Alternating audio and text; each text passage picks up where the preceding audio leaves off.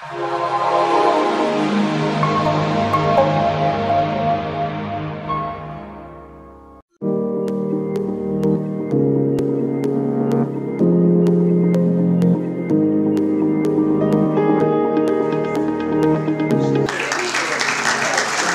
de m'avoir invité aujourd'hui.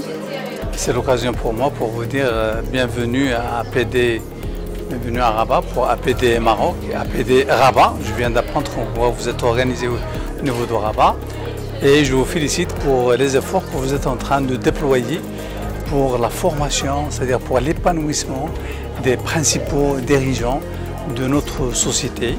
Je suis très ravi et aujourd'hui j'ai bien vu avec vous comme quoi c'est très intéressant et on espère bien vous voir dans d'autres thèmes et je suis disponible si je peux vous être utile dans cet échiquier de formation des hauts cadres.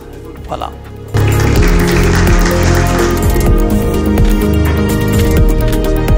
Nous vivons dans un monde globalisé où tout ce qui se passe à l'étranger peut nous concerner.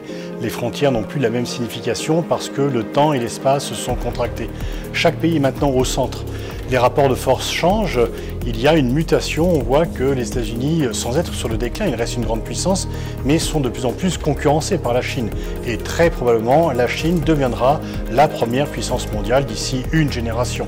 Et le piège à éviter, c'est que ceci se traduise par un conflit, dont tout le monde serait perdant, bien sûr, entre ces deux puissances majeures. L'Europe, finalement, est toujours dans un paradoxe, elle est attractive pour l'extérieur et en même temps, il y a une fatigue des citoyens européens par rapport à la construction européenne.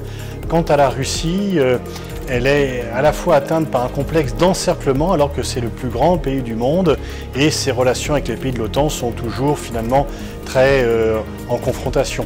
Les États-Unis jouent sur les tensions dans le monde parce que cela alimente leur complexe militaro-industriel et c'est effectivement dans la politique de Trump, c'est d'abord une politique extérieure qui est faite pour son électorat parce qu'il vise la réélection en 2020, qu'il s'agisse de sortir de l'ONU, de sortir de l'accord climat, qu'il s'agisse de sortir de l'UNESCO, qu'il s'agisse de sortir de l'accord de Paris ou de transférer l'ambassade américaine à Jérusalem. On voit bien que c'est cela et puis c'est aussi de faire monter les tensions un peu partout et ça c'est bien sûr un danger. Le Maroc finalement dans ce monde globalisé a des atouts à faire valoir, à la fois un pays agricole, un pays qui s'industrialise, un pays de services, un pont aussi entre l'Europe et l'Afrique avec une stratégie africaine qui me paraît pertinente. Et puis, eh bien, finalement, clin d'œil, je souhaite bonne chance à la candidature du Maroc pour 2026. C'est une candidature qui est à l'échelle humaine alors que l'autre est continentale, trop grande finalement.